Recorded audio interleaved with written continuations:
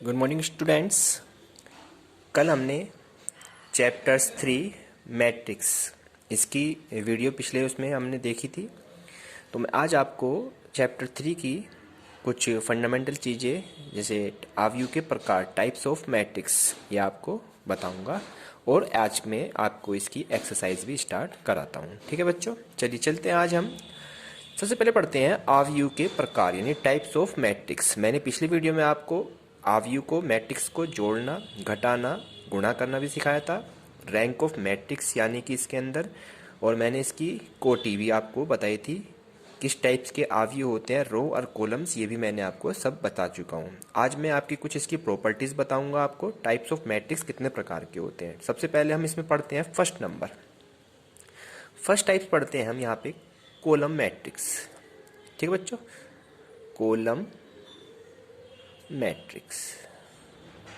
Column matrix Hindi में क्या कहते हैं बच्चों, इसको हम यहाँ पे स्तंभ आव्यूह, क्या कहते हैं यहाँ पे हम इसे, स्तंभ आव्यूह। ओके बच्चों, यहाँ पे आज हम स्तंभ आव्यूह के बारे में यहाँ पे पढ़ेंगे। क्लियर बच्चों, चलिए सबसे पहले स्तंभ आव्यूह, जिसमें केवल एक ही स्तंभ यानी कि डिनोटेड बाय आव्यूह ए, इसको हमने ए से डिनोटेड कर दिया है। ठीक बच्चे, यहाँ पे अब कोई भी मैट्रिक्स जिसमें केवल कॉलम्स हो, जैसे 0, 1, -1, ये एक कॉलम्स हो गया। इसकी मैट्रिक्स की रैंक क्या बनी, 1, 2 एंड 3, तो इसमें रो हो गई।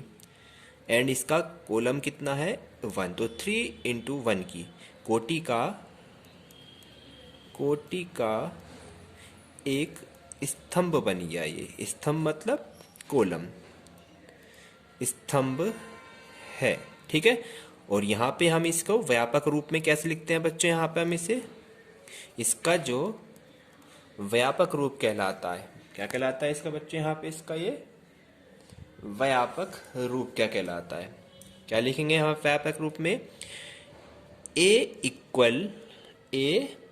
इक्वल कैसे लिखेंगे, ए इक्वल AIJ एंड M गुना 1, यानी कि M हो गई रो आपकी एंड 1 आपका एक कॉलम्स हो जाता है। तो M गुना 1 कोटि का ये, M गुना 1 कोटि का ये क्या हो गया, एक स्तंभ बन गया, कॉलम्स बन गया। ठीक है बच्चे, यहाँ पे M गुना 1 कोटि का एक स्तंभ आपके पास है। ये सेकंड पढ़ते हैं इसमें नंबर 2 पढ़ते हैं रो मैट्रिक्स। क्या पढ़ते हैं बच्चों हम यहाँ पे, रो मैट्रिक्स मैंने बताई थी आपको, इसे कहते हैं हिंदी में पंक्ति आव्यूह।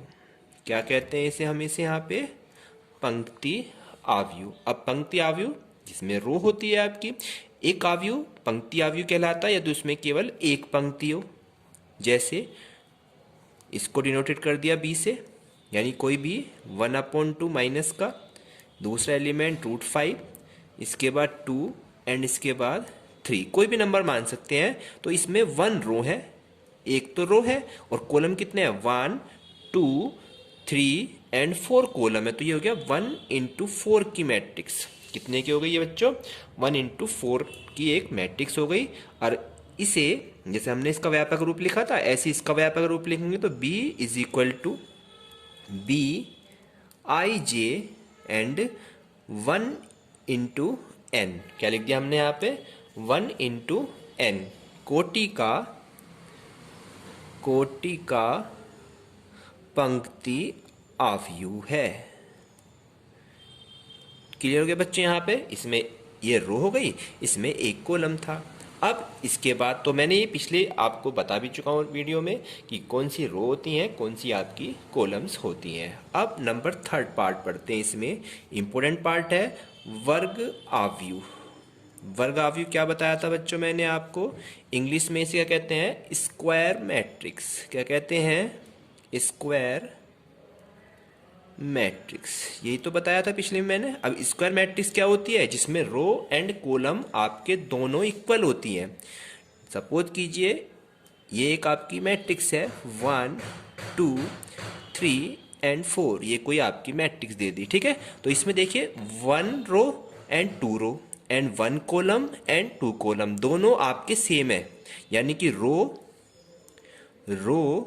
और कॉलम आपकी क्या है, बिल्कुल इक्वल्स हैं। रो एंड कॉलम्स क्या है, इक्वल है, यानी कि m गुणा n जो क्रम है आपका, इसमें m is equal to n हो जाता है, यानी रो और कॉलम बिल्कुल इक्वल हो जाते हैं। दैट इज ऐसे आव्यूह को स्क्वायर मैट्रिक्स यानी कि वर्ग आव्यूह कहते हैं, जिसमें रो और कॉलम सेम होते हैं। तो क्या कहते हैं उसे बच्चों, यहाँ पे हम स्क्वायर मैट्रिक्स बोलते हैं। क्लियर हो गया बच्चों, आपके यहाँ पे कहते हैं स्क्वायर मैट्रिक्स कहते हैं। क्लियर हो गया बच्चों। चलिए नेक्स्ट चलते हैं, नेक्स्ट पढ़ते हैं। इंपॉर्टेंट से आपका नेक्स्ट टॉपिक, इसमें अभी केवल हम आव्यूह के टाइप्स पढ़ रहे हैं, यानी कि टाइप्स ऑफ मैट्रिक्स पढ़ रहे हैं, ठीक है। 4th नंबर देखते हैं। 4th है हमारे पास विकर्ण आव्यूह। विकर्ण आव्यूह क्या होता है, डायगोनल मैट्रिक्स। डायगोनल मैट्रिक्स होती है, डायगोनल मैट्रिक्स होती है हमारे पास। यहाँ पर ए है बच्चों, ठीक है, DIAGONAL, डायगोनल मैट्रिक्स, ठीक है। चलिए अब डायगोनल मैट्रिक्स क्या होती है, ये वो मैट्रिक्स जिसके डायगोनल पे कोई भी वैल्यू, अदर एलिमेंट सभी 0 होते हैं, दैट इज ऐसी मैट्रिक्स को हम क्या कहते हैं बच्चों, डायगोनल मैट्रिक्स बोलते हैं। चलिए कोई भी मैट्रिक्स ले लेते हैं, यहाँ पे 1 0 0 एंड 2। देखो इसके डायगोनल पे, ये डायगोनल्स होते हैं इसके डायगोनल्स पे तो कोई भी एलिमेंट हो सकते हैं, अदर एलिमेंट्स वे सब 0 होते हैं। ऐसी मैट्रिक्स को हम डायगोनल मैट्रिक्स कहते हैं, यानी कि विकर्ण आव्यूह कहते हैं। क्लियर बच्चों, आपको यहाँ पे एक वर्ग आव्यूह कब विकर्ण आव्यूह बन जाता है, जब उसके विकर्ण के अतिरिक्त यानी कि डायगोनल के अतिरिक्त सभी एलिमेंट 0 बन जाते हैं, तो उस कंडीशन पे वो आव्यूह क्या कहलाता है, आपका विकर्ण आव्यूह कहलाता है। यानी कि सपोज कीजिए ये हमने ए है, हम इसे चलो बी मान लेते हैं, चलो इसे ए रखो, कोई बी वाली मैट्रिक्स ले लेते हैं। बी पे हम ले लेते हैं जैसे 3/3 का भी कर सकते हैं, माइनस में 1.1 0 0 0 2 0 0 0 एंड 3। तो ये भी क्या है, डायगोनल पे जो वैल्यू आ रही है वो आपके कोई भी नंबर्स हो सकते हैं, लेकिन अदर्स एलिमेंट्स आपके क्या होंगे, 0 होंगे। दैट इज ऐसे मैट्रिक्स को, ऐसे आव्यूह को हम डायगोनल मैट्रिक्स कहते हैं, विकर्ण आव्यूह कहते हैं। डिनोटेड बाय, समझ में आया आपके। तो अगर कोई नंबर्स हमने b दिया है तो b is equal to b ij, और हमारा क्रम m गुणा m एक ऐसा विकर्ण आव्यूह है जिसके लिए हमेशा सभी अवयव तो 0 होंगे डायगोनल को छोड़कर। इस कंडीशन पे हमारा b बराबर m गुणा m विकर्ण आव्यूह कहलाता है, यदि bij इक्वल टू 0, जब हमारे पास i not is equal to j होता है, यानी i और j आपके इक्वल नहीं होते हैं, और bij 0 के बराबर, यानी कि डायगोनल के मैट्रिक्स आपके अलग आएंगे, बाकी एलिमेंट 0 होंगे।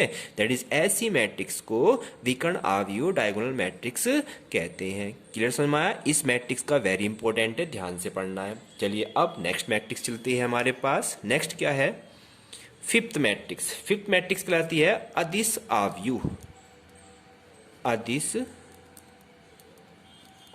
अदिश आव्यूह कौन सा होता है बच्चों, इसे कहते हैं अंग्रेजी में स्केलर, SCALAR, स्केलर मैट्रिक्स बोलते हैं। ठीक है बच्चों, क्या कहते हैं इसको, स्केलर मैट्रिक्स। स्केलर मैट्रिक्स बिल्कुल सेम डायगोनल मैट्रिक्स के जैसी होती है। इसमें सारे डायगोनल पे मैट्रिक्स जो होते हैं, इन डायगोनल के जितने भी एलिमेंट्स होते हैं वो बिल्कुल इक्वल होते हैं। क्या होते हैं बच्चों, इक्वल। सपोज कीजिए अगर ये -1 0 0, दैट इज ये भी माइनस, यानी इसके डायगोनल के मैट्रिक्स बिल्कुल क्या होते हैं, इक्वल होते हैं, और अदर एलिमेंट्स 0 होते हैं। इसमें क्या था, डायगोनल के मैट्रिक्स अलग अलग हो सकते हैं लेकिन बाकी एलिमेंट 0। इसमें भी वही है, लेकिन इसके डायगोनल के मैट्रिक्स बिल्कुल सेम होते हैं। कोई दूसरी मैट्रिक्स बना लेते हैं इसमें, सपोज कीजिए 3/3, ये 2/2 की मैट्रिक्स थी, ये 3/3 के ले लेता हूँ, √3 0 0 0 फिर √3, 0 0 0 एंड फिर √3। अब क्या बताया मैंने, देखो डायगोनल पे एलिमेंट्स बिल्कुल इक्वल हैं, सेम हैं, और अदर एलिमेंट्स हमारे क्या हैं, 0 आ रहे हैं। दैट इज ऐसी मैट्रिक्स को हम क्या कहते हैं बच्चों, यहाँ पर अदिश आव्यूह यानी स्केलर मैट्रिक्स कहते हैं। बिल्कुल same as it is procedure है यहाँ पे दोनों का सेम। वहां पर हमारे पास रूल था B I J is equal to 0 and I not is equal to J. यहाँ पर क्या रूल जाएगा, बिल्कुल सेम ऐसी है, इसको बी इक्वल माना तो हमने लिखेंगे B is equal to B I J N गुना एन। बी आई जे, ये जो बी आई जे है इक्वल 0 तो है, और जब आई नॉट इज इक्वल टू क्या है बच्चों, जे है, और उस कंडीशन पे जब कोई वैल्यू हम इसके अंदर पुट कर देते हैं, यानी कि सारी वैल्यू क्या होगी, ये सेम है, तो इसकी वैल्यू अगर हम कुछ भी मान लें तो वो ऐसा आव्यूह हमारे पास स्केलर मैट्रिक्स कहलाता है। लेकिन कंडीशन क्या है कि इसके लिए डायगोनल के मैट्रिक्स बिल्कुल सेम होने चाहिए। क्लियर बच्चों यहाँ पे? तो कोई भी मैट्रिक्स चाहे वो आपका 2x2 कोटि का हो या 3x3 कोटि का हो, या अकेला भी कोई एलिमेंट हो सकता है। अगर 3 कोई मैट्रिक्स है तो ये भी क्या है हमारे पास, एक स्केलर मैट्रिक्स कहलाती है। इसमें भी एक ऐसा डायगोनल हो सकता है, कंडीशन अप्लाई, ये भी हमारे पास विकर्ण आव्यूह भी है, ये हमारा भी अदिश आव्यूह भी है। मैंने कंडीशन बता दी, B I J equal to I not equal to 0। इसमें क्या था, B I J equal to N गुणा N and B I J is equal to 0। दोनों की वैल्यू में डिफरेंस हो गया है, ठीक है। बस यहाँ पे डायगोनल पे अलग अलग है, यहाँ डायगोनल पे सेम वैल्यू आती है। चलिए नेक्स्ट क्वेश्चन की तरफ को चलते हैं, इसमें नेक्स्ट प्रॉपर्टी को, ठीक है। नेक्स्ट प्रॉपर्टी क्या कहती है बच्चों, यहाँ पर नेक्स्ट है 6 प्रॉपर्टी, तत्समक आव्यूह। तत्समक आव्यूह, ठीक है बच्चों। कौन सा आव्यूह है ये, तत्समक आव्यूह। कौन सा है बच्चों यहाँ पे, तत्समक आव्यूह, ठीक है। इसको अंग्रेजी में क्या कहते हैं, आइडेंटिटी मैट्रिक्स। कौन सी मैट्रिक्स कहते हैं बच्चों यहाँ पे, आइडेंटिटी मैट्रिक्स, ठीक है बच्चों। आइडेंटिटी मैट्रिक्स क्या होती है, अब चलिए इसको पढ़ते हैं हम। यहाँ पे कोई नंबर्स ए मैट्रिक्स है जिसके डायगोनल पे वैल्यू हमेशा 1 होगी। इसके डायगोनल पे क्या वैल्यू होगी, हमेशा 1 होगी, एंड अदर एलिमेंट्स 0 होंगे। दैट इज ऐसी मैट्रिक्स को, ऐसे आव्यूह को आइडेंटिटी मैट्रिक्स यानी कि तत्सम, आइडेंटिटी माना 1, ठीक है। तो हमेशा क्या होगी वो, जैसे ये तो 2x2 की मैट्रिक्स थी, अब 3x3 की कोई मैट्रिक्स ले लेते हैं, 1 0 0 0 1 0 0 0 1। तो इसके डायगोनल पे क्या आ रहे हैं बच्चों, सारे एलिमेंट 1 आ रहे हैं। अगर डायगोनल पे सभी एलिमेंट 1 होते हैं, दैट इज ऐसी में, और अदर वैल्यू 0 होती है, दैट इज ऐसी मैट्रिक्स को तत्समक आव्यूह आइडेंटिटी मैट्रिक्स बोलते हैं। क्लियर समझ में आई? ये 2x2 की थी, ये 3x3 कोटि की हो जाती है आपकी। तो इसी को क्या कहते हैं यहाँ पे हम, तत्समक आव्यूह यानी कि आइडेंटिटी मैट्रिक्स। इसे डिनोटेड बाय आई से भी करते हैं, मैंने बताया था तब 2x2 में 1 0 0 1, तो ये 2x2 की बन जाती है, एंड आई से 3x3 में 1 0 0 0 1 0 0 0 1, ये 3x3 की मैट्रिक्स बन जाती है। तो ये आइडेंटिटी मैट्रिक्स होती है हमारे पास। क्लियर? नेक्स्ट चलते हैं 7th क्वेश्चन। ये है हमारा 0 आव्यूह यानी कि शून्य आव्यूह। शून्य आव्यूह कौन सा होगा, जिसके सारे एलिमेंट क्या होंगे बच्चों, क्या होंगे 0, चाहे वो 3x3 की मैट्रिक्स हो या 2x2 की मैट्रिक्स हो। तो ये 3x3 के इसके सारे एलिमेंट 0 हैं, दैट इज ऐसी मैट्रिक्स को 0 मैट्रिक्स कहते हैं। अब हम आगे चलते हैं। कल मैंने आपको इसको प्लस करना सिखा दिया था, मैट्रिक्स को मल्टीप्लाई करना सिखा दिया था, और मैंने इसमें जोड़ना भी सिखाया था। आज मैं कुछ इस मैट्रिक्स के क्वेश्चन 3.1 एक्सरसाइज स्टार्ट कराता हूँ, ठीक है बच्चों। एक्सरसाइज स्टार्ट कराता हूँ 3.1। चलिए इसका हम क्वेश्चन नंबर फर्स्ट देखते हैं। क्वेश्चन दिया हुआ है हमारे पास, एक क्वेश्चन है, यदि किसी आव्यूह में 8 अवयव हैं, 8 अवयव हैं, अवयव मीन्स एलिमेंट, कोई भी मैट्रिक्स है उसमें 8 अवयव हैं, तो कह रहा है इसकी संभव कोटियां क्या होंगी, संभव कोटियां बताइए कितनी होंगी। तो संभव कोटियां कैसे बताएंगे, इसके लिए 8 को देखना है, 8 किसकी मल्टीप्लिकेशन से बनता है, 1 इंटू 8 से बनता है। ठीक बच्चों, यहाँ पे 8 इंटू 1 से भी 8 बनता है, 2 4 जा 8 से भी बनता है, और 4 2 जा 8 से भी बनता है 8। तो अब किसी और नंबर से 8 नहीं बन सकता है, तो इसकी कोटियां कितनी होगी, 1 2 3 एंड 4। तो कितने संभव कोटियां बन गई, इसकी संभव कोटियां 4 बन गई, 1 2 3 एंड 4, यही इसकी संभव कोटियां हैं। इनके क्रमित युग्म के रूप में लिखेंगे जब इसे क्रमित युग्म, अगर ये पूछता है इसे क्रमित युग्म के, युग्म मतलब जोड़े के रूप में लिखिए, तो आप क्या लिखेंगे, 1 8 1 8, फिर 8 1, फिर 2 4 एंड 4 2। ये क्रमित युग्म के रूप में हम इसे लिख देते हैं। ये कहलाती है इसकी क्या, संभव कोटियां। क्लियर बच्चों। एक्सरसाइज में 2 3 क्वेश्चन इसके बिल्कुल सेम एज इट इज दे रखे हैं। जैसे एक्सरसाइज में क्वेश्चन नंबर आपका आ जाता है 2nd 3rd, बिल्कुल same as it is questions आपको करने हैं। Question number 2nd and question number 3rd इसमें सेम एज इट इज आपको करने हैं। चलिए मैं नेक्स्ट क्वेश्चन की तरफ को चलता हूं। अब इसमें नेक्स्ट क्वेश्चन दिया हुआ है, क्वेश्चन नंबर अगला देखिए। क्वेश्चन है एक 3 इंटू 2 क्रम का आव्यूह दे रखा है। कह रहा है एक 3 इंटू 2 क्रम का आव्यूह है, इसकी रचना करनी है, जिसमें अवयव दे रखा है हमारे पास, अवयव दे रखा है क्या बच्चों, aij equal 1/2 i minus 3j द्वारा प्रदत्त है। तो अब सबसे पहले एक 3 इंटू 2 का एक आव्यूह बनाना है। 3 इंटू 2 का मतलब 3 तो रो और 2 कॉलम्स हमें करने हैं। चलिए इस मैट्रिक्स को ए से नोट कर देते हैं। तो 3 इंटू 2 का एलिमेंट हो गया, पहली रो का पहला एलिमेंट a11, पहली रो का दूसरा एलिमेंट 1 2, 3 रो बनानी है। ऐसी फिर दूसरी रो पाओ, दूसरी रो का पहला एलिमेंट, दूसरी रो का दूसरा एलिमेंट, फिर तीसरी रो बनाओ, तीसरी रो का फर्स्ट एलिमेंट, तीसरी रो का सेकेंड एलिमेंट। ये बन गई हमारी मैट्रिक्स 3 इंटू 2 कोटि की, यानी जिसमें 3 तो रो हो गई और 2 कॉलम हो जाते हैं। ये हो गया 3/2 की मैट्रिक्स। अब हमारे पास मैंने क्या बताया, पहली रो का पहला एलिमेंट, पहली रो का दूसरा, दूसरी रो का पहला, दूसरी रो का दूसरा, एंड तीसरी रो का फर्स्ट, एंड तीसरी रो का सेकंड एलिमेंट। अब इन वैल्यूज को हम यहां पर पुट करते हैं, यानी आई की वैल्यू पहले के लिए, अगर सपोज कीजिए हम यहां करते हैं a11 की वैल्यू फाइंड आउट करेंगे। इसका मतलब क्या है a11 का, कि i भी 1 और j भी 1, यानी i का मान भी 1 यहाँ रखना है और j की वैल्यू भी क्या 1 रखनी है, हमें दोनों वैल्यू 1 रखनी है। जो हम यहाँ नंबर्स फाइंड करेंगे उसके अकॉर्डिंग ही ये i और j आपके बन जाते हैं। तो a भी, i की वैल्यू भी 1 और j की वैल्यू 1। तो क्वेश्चन है ये वाला, यहाँ रख दीजिए 1/2 i के पास 1 रखेंगे, माइनस 3 j की जगह 1 रखेंगे, फिर 1/2 एज इट इज रखना है।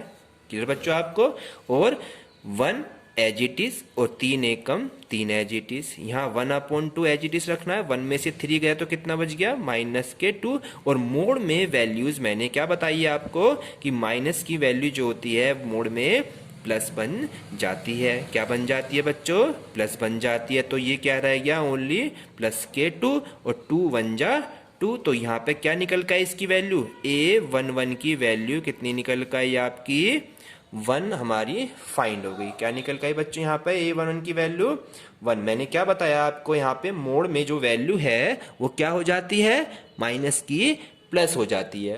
क्लियर समझ में आया, 1 1 हो गया। अब इसी प्रकार a12 निकाल के दिखाता हूं आपको। a12 का मीन्स क्या है, कि i की जगह 1 रखना है, i का मान तो 1 ही है, लेकिन j का मान कितना हो गया यहाँ पे, अब की बार 2 बन जाता है, j हो गया यहाँ पर 2 बन जाता है। क्वेश्चंस आपका ये रहेगा जो चल रहा है। ठीक है बच्चों, चलिए रखते हैं यहाँ पे a12 यानी कि 1/2 मोड i की value 1 minus 3 into 2। Clear, 1/2 as it is रखा, 1 एज इट इज रखा, तीन दूनी 6 हो गया। ठीक, 1/2 एज इट इज, 1 में से 6 गया तो कितना बचा, -5, और मोड़ में बाहर निकल के +5, तो आंसर आ गया इसका 5/2। नेक्स्ट करते हैं, बिल्कुल एज इट इज सेम बिल्कुल नेक्स्ट करेंगे अब। चलिए, ये था A12। कब तक एलिमेंट निकालने हैं बच्चों, इसमें हमें कितने एलिमेंट निकालने हैं, 1 1 निकाला, 1 2, फिर 2 1 2 2, फिर 3 1 3 2, और इसको यहीं पर पुट कर देंगे और हमारी मैट्रिक्स बनकर रेडी हो जाएगी। ठीक है बच्चों, चलिए चलते हैं। सबसे पहले आप A21 निकालेंगे। A21 कैसे करेंगे, यानी कि I की वैल्यू अब की बार यहाँ पे 2 हो जाती है और J की वैल्यू कितनी हो जाएगी बच्चों, अब की बार यहाँ पर 1 बन जाएगी। क्वेश्चन हमारा वही है, 1/2। क्वेश्चन नंबर हमारा वही है, सब कुछ क्या है, I - 3J। तो I यहाँ पे 2 - 3 मल्टीप्लाई ऑफ 1, फिर 1/2 रखा हमने, 2 और माइनस के 3 एकम 3, और 1/2 और 2 में 3 गए तो -1, और मोड में मैंने वैल्यू क्या बताई आपको, प्लस हो जाती है, और 1/2 एकम 1/2 दिया गया A21।